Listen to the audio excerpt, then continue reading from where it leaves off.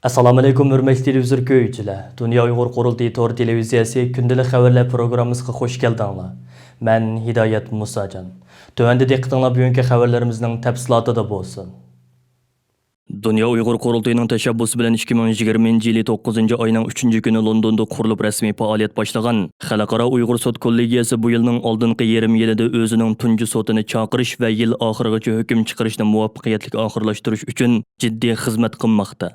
Ayni chog'da Markaziy Gollandiyadagi Xalqaro adolat divonida sobiq Yugoslaviya prezidenti Milosevichni sotlagan mashhur sotchi Jeffrey Nice apandining bevosita riyosatchiligida qurilgan mazkur sud mahkamasi 7 nafar baholash va hukm chiqarish hay'atidan tarkib topgan bo'lib, navbatda sud xodimlari muhojiratda yashayotgan Uyg'ur, Qozoq qatorliq Sharq Turkistonning yerlik xalqidan bevosita kelgan dalil isbotlarni va shohidlarning bergan guvohliklarini tarjima qilib ratlab chiqish, arxivlashtirish xizmatlarini davomlashtirmoqda. Hozirga qadar mazkur sud kollegiyasiga 15 ming betlikdan ortiq dalil isbot sunildi.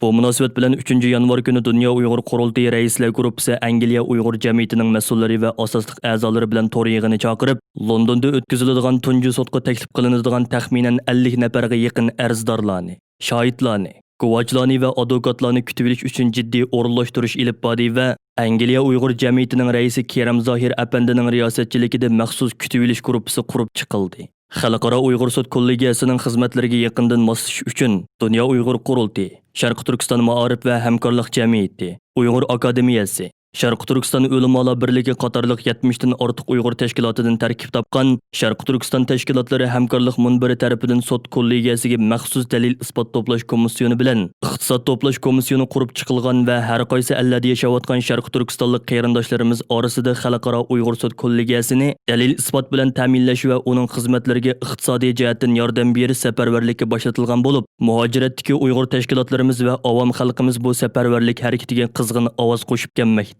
Xalqaro Uyg'ur Sud kollegiyasining raisi Jeffrey Nice hazratlarining bildirishicha, mazkur sud kollegiyasi har qanday bir davlat yoki xalqaroliq organlardan va qurilishlardan tamoman mustaqil, tarafsiz bir sud kollegiyasi bo'lib, asosliq nishoni Xitoy hokimiyatining Uyg'urlarni asos qilgan Sharq Turkiston xalqi ustidan yurgizayotgan jinoiy qilmishlarni xalqaroliq qonunlar bo'yicha rasmiy dalillab chiqib hukm berishdan iborat. Eng muhimi, bu sud kollegiyasi har qaysi davlatlarning, xalqaro organlarning, xalqaroliq cho'ng shirkatlarning, dunyo miqyosidagi ma'arif sohasidagilarning bundan keyin Xitoy davlati bilan bo'g'usi munosabatlarda qanday harakat qilishi haqida yo'l ko'rsatgich hukmnoma bilan ta'minlaydi. Amerika va Yevropa birligiga a'zo davlatlarning ishki qismida Yevropa ittifoqi bilan Xitoy o'rtasida yaqinda imzolangan mablag' selish kelishimi haqida talash-tortishlar uzluksiz kuchaymoqda va Uyg'urlarning majburiy emgakka selinayotganlik masalasi bu xil talash-tortishlarning asosli temalarining biri bo'lib kelmoqda. Gerçi Xitoy taraf xalqaro emgak tashkilotining majburiy emgakning oldini olish haqidagi ahdnomasiga amal qiladiganligi haqida va'da bergan bo'lsa-mu, ammo kuzatuvchilar mustabid kommunist Xitoy hokimiyatining va'dasida turmaydigan bir hokimiyat ekanligini, shunga Yevropa parlamenti mazkur kelishimni rasmiy ma'qullashdan burun Xitoyning Uyg'urlar ustidan yurgizayotgan majburiy emgak va lager tuzumini darhol bekor qilishni oldingi shart qilishi lozimligini ta'kidlab kelmoqda. Dunyo Uyg'ur Qurultiyi va xalqaroliq kishilik huquq tashkilotlari Yevropa ittifoqi bilan Xitoy o'rtasida imzolangan mablag' selish kelishimidan qattiq afsuslanganligini ifoda qilish bilan birga, Yevropa parlamentini bu kelishimni ma'qullamaslikka va Yevropa parlamentining a'zolarini bu kelishimga imzo qo'ymaslikka chaqirgan edi. Kelishim imzolangan kuni Amerika Oqsaroyining muavin davlat bexatarlik maslahatchisi Matt Pottinger Xitoyga qarshi parlamentlar ittifoqining yig'inida qilgan so'zida, Amerikada prezident olmish sharpsida Yevropa ittifoqi bilan Xitoy o'rtasida tuzilgan bu kelishimdan Amerikadagi ikki partiyaning va Amerikaning barliq rahbarlarining qattiq cho'chish va tushunmaslik his qilganligini, Brukselning va Yevropa amaldorlarining Xitoyning Uyg'urlarga yurgizayotgan majburiy emgak tuzumini yushirib qolinmaydiganligini, Beijing hukumatidan ishchilarning haq-huquqlariga hurmat qilishni kutishning to'liq soddalik ekanligini bildirdi. Matt Pottinger yana mundaq deb ko'rsatdi.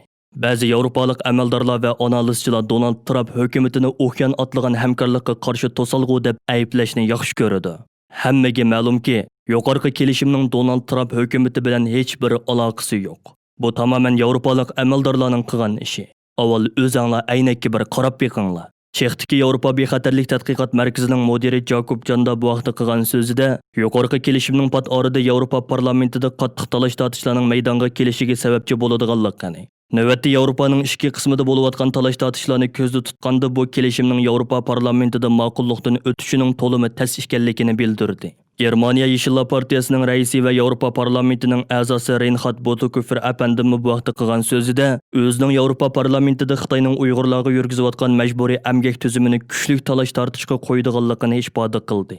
Bu munosabat bilan 3 yanvar kuni Dunyo Uyg'ur qurultiyi Yevropadagi har qaysi Uyg'ur tashkilotlarining mas'ullari bilan jiddiy to'r yig'ini chaqirib, yuqorqi kelishimning Yevropa parlamentida ma'qullanishining oldini olish va bu kelishimning Uyg'urlarning navbatdagi jiddiy vaziyatini bo'libmi Xitoyning Uyg'urlarga qarta rahimsizlarcha yurgizayotgan majburiy emgak tuzumini ko'zda tutgan holda qaytadan ko'zdan kechirilishni qo'lga keltirish uchun Uyg'ur tashkilotlari nomidan Yevropa parlamentiga, Yevropa komissiyoniga, Yevropa parlamentining barliq a'zolariga, shundaqli Yevropa birligiga a'zo 27 davlatning hukumat va parlamentlariga jiddiy murojaatnoma va talab xati yo'llash, xalqaro kishilik huquq tashkilotlari va Yevropa matbuotlarini harakatga keltirib, ular orqali Yevropa parlamentiga besim shakllantirish haqida o'rtaq qaror olgan edi. Mustabid kommunist Xitoy hokimiyatining Sharq Turkiston xalqi ustidan rahimsizlarcha yurgizayotgan chekidan oshgan zulm siyosati islom allaridagi yerlik ommaning musabbirini tashirishga boshladi. Yangi yil kirishi bilan Malayziyadagi bir necha nopuzliq islomiy tashkiloti birlikda ochiq xat e'lon qilib, maxsus Uyg'ur davosiga yordam beradigan bir munbar qurganligini va uningga Uyg'ur irqiy qirg'inchiligiga qarshi munbar deb nom berganligini jakarlagan. Ochiq xat Malayziya Islom tashkilotlari maslahat kengashining prezidenti Muhit Azmi Abdulhamid va Osiyo Ulamolar majlisining bosh kotibi Abdulg'ani Samsudin qatorliqlarning imzosida e'lon qilingan bo'lib, xatda mundaq deyilgan: Gerçi Xitoy Uyg'urlarning nohaq muomalaga uchirganligini izchil rad qilib kelgan bo'lsa-mu, bizning maydonimiz dunyo jamoatchiligining Uyg'ur masalasida sukutda turmaydiganligini namoyon qiladi. Ular yana mazkur munbar orqali Uyg'ur ziyonkashlikka uchirguvchilarning kashmishlarini oshkorlaydi ekan. Ochiq xatda musulmon allari va dunyo jamoati Uyg'ur masalasini hal qilish maydonida ching turishga hamda Uyg'urlarning insoniy qadr-qimmatini Xitoydan keladigan iqtisodiy naflarga tegishmaslikka chaqirilgan. Bir qancha hafta burun Dunyo Uyg'ur qurultiyi ijroiya komitetining raisi Umar Qalat va qurultoy kishilik huquq komitetining mudiri Zubayra Shamsiddin Indoneziya va Malayziyadagi bir qism islom tashkilotlarining mas'ullari bilan ayrim holda to'r yig'ini chaqirib, bu alladagi diniy guruhlar va ommaviy tashkilotlarni Xitoyning Uyg'urlarga yurgizayotgan irqiy qirg'inchiligiga qarshi jiddiy inkos qaytarishni talab qilgan.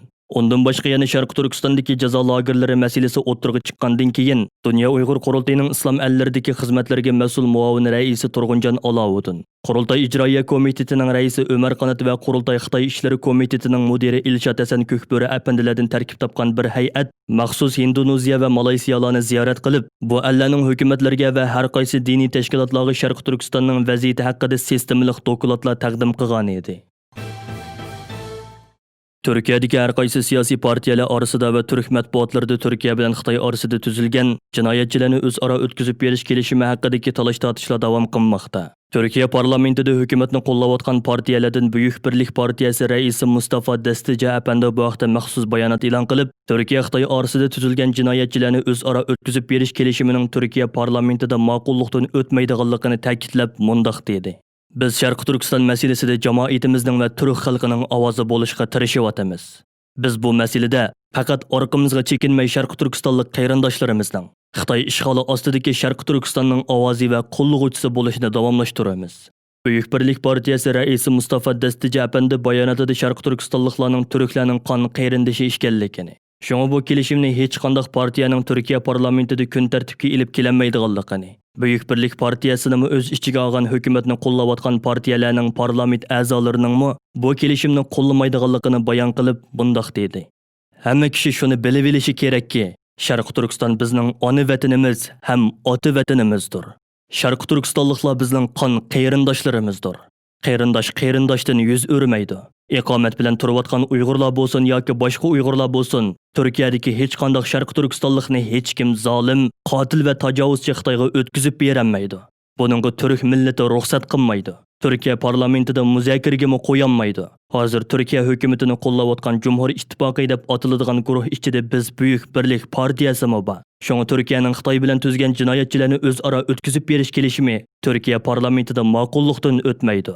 Dunyo Uyg'ur qurultiyi boshchiligidagi har qaysi Uyg'ur tashkilotlarining Turkiya bilan Xitoy o'rtasida imzolangan jinoyatchilarni o'tkazib berish kelishimining Turkiya parlamenti tarafidan rad qilinishini talab qilib boshlatgan tashviqot safarbarligi chet el matbuotlarida, bo'libmi turk matbuotlarida kuchli ta'sir qo'zg'agan edi. Türkiye bilan Xitoy o'rtasida imzolangan jinoyatchilarni o'tkazib berish kelishimi Xitoy Xalq Qurultiyi doimiy komiteti tarafidan rasmiy ma'qullangandan kundan e'tiboran Turkiyadagi va boshqa ellardagi Uyg'ur tashkilotlari o'zlari turishliq davlatlardagi Turkiya elchixonalariga, Turkiyadagi har qaysi partiyalarga, parlament a'zolariga va yerlik ommaviy tashkilotlarga orqa-orqadan murojaatnoma yo'llab, muhojiratda yashayotgan Uyg'urlarning bu jihatdagi andishalarini bayon qilish bilan birga, Turkiya parlamentining barliq a'zolarini yuqorqi kelishimni qat'iy turda rad qilishga va Turkiyada panohlanib turayotgan Uyg'urlarni Xitoyga o'tkazib berishdan saqlanishga chaqirib kelmoqda. Angliyaning donliq ko'ylak ishlab chiqarish shirkati Charles Tervit xaridorlarining shikoyati sababli Xitoyda ko'ylak ishlab chiqarishni azaytgan. Shuningdek, Sharq Turkistondagi paxta ta'minot zanjirlari bilan bo'lgan savdo to'xtamini bekor qilgan. Charles Tervit shirkatining qurg'uvchisi Nick Wheelerning 3 yanvar kuni Angliya kundalik pochta gazetiga bildirishicha, shirkat xaridorlarning orzusiga inkos qaytargan. U yana shirkatning Sharq Turkistondagi paxta ta'minlovchilar bilan bo'lgan savdo to'xtamini oxirlashtirganligini bildirgan. Uning ta'kidlashicha, nurg'un xaridorlar Charles Tervitning Xitoyda ko'ylak ishlab chiqarishni xohlamaydiganligi, Xitoy hukumatini yoqtirmaydiganligini aytgan. Nick Wheeler Xitoyda kiyim-kechak ishlab chiqarish miqdorini azaytish bilan birga, o'tgan yil 7-oydan boshlab Sharq Turkistondagi paxta ta'minot zanjirlari bilan bo'lgan to'xtamlarni bekor qilganligini bildirib, Xitoyning ishlab chiqarish sohasida majburiy emgakni ishlatadiganlar bor. Shunga biz ulardan yiroq turdik degan. Kundalik pochta gazetining bildirishicha, Charles Tervit shirkati Uyg'ur majburiy emgaki sababli Xitoydagi ishlab chiqarishini azaytgan o'nlagan xalqaro korxonalarning biri ishkan. Dunyo Uyg'ur Qurultiyi London ishxonasining direktori Rahima Mahmud xonim Angliyaning donliq ko'ylak ishlab chiqarish shirkati Charles Tervitning bu jasur harakatiga opirin o'qish bilan birga, Angliyada Xitoyning Uyg'urlarga qaratgan majburiy emgakidan naf elayotgan boshqa shirkatlarni Xitoy bilan bo'lgan bu xil g'ayri insoniy savdo munosabatlaridan uzoq turishga chaqirdi.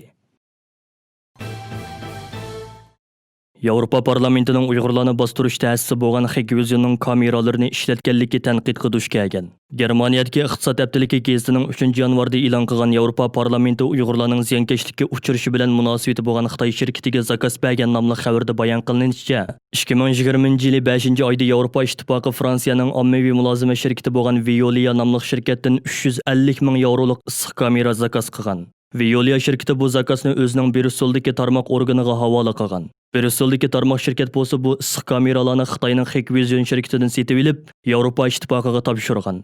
Xabarda bayon qilinishicha, mazkur issiq kameralarning kishilarning temperaturasini o'lchash alohidaligi bo'lib, Wuhan virusi bilan yuqumlanganlarni farq etish iqtidoriga ega qilib loyihalangan bo'lganligi uchun xizmatchilarning sayya bexatarligi ko'zda tutilib Yevropa ittifoqi binolariga o'rnatilgan. Biroq hozir bu kameralarning Uyg'urlarni nazorat qilish, Uyg'urlarning kishilik haq-huquqlarini dafsanda qilishda zo'r hassi bo'lgan Hikvision shirkatining mahsuloti ishkanligi aniqlangan va bu ish parlament a'zolari orasida qattiq ayblashga uchragan. Xabarda mundaq deyiladi: Koronavirusi zamonida parlamentning munosabatli organlari bir savdo guruhi ishlab chiqargan uskunalarni o'rnatdi. Bu uskunalar haqiqatan atalmish Xinjiang o'lkasidagi kishilik huquqni dafsanda qilishda muhim rol o'ynagan edi. Qaraganda qurilmamizning moliya siyosatini isloh qilishga to'g'ri keladigan o'xshaydi. Xabarda ko'rsatilishicha, Yevropa ittifoqining raisi David Sassolini bu uskunalarni darhol qaytarib etib, o'rniga Uyg'urlar uchrayotgan kishilik huquq dafsandachiligi bilan aloqasi bo'lmagan boshqa uskunalarni o'rnatish haqida buyruq bergan. Yaponiyada turishliq Amerika dengiz armiyasi quruqlikda jang qiluvchi qismi Xitoydan keladigan harbiy xiroslarga taqobil turish uchun G'arbiy Tinch okeandagi orollar to'qinishlarini asos qilgan holda harbiy mashqlarni kuchaytgan. Yaqindan buyon davom qilayotgan bir necha qitimliq manevrlarga Amerika va Yaponiyaning dengiz armiya piyodalari birlikda ishtirok qilgan. Ularning tahliliy vazifasi bo'lsa bayqilib qilishdan saqlanish hamda dushmanning boshqariladigan bomba va zambiraklari muosiridagi Orol portini qaytarib olish ekan. Xabarda ko'rsatishicha, Xitoyning bir harbiy kuch sifatida o'tirg'i chiqishiga ergishib, 5 burchakli bino Amerika askarlarining strategiyalik mashq planini yanglashga qaytadan diqqat qilishga boshlagan.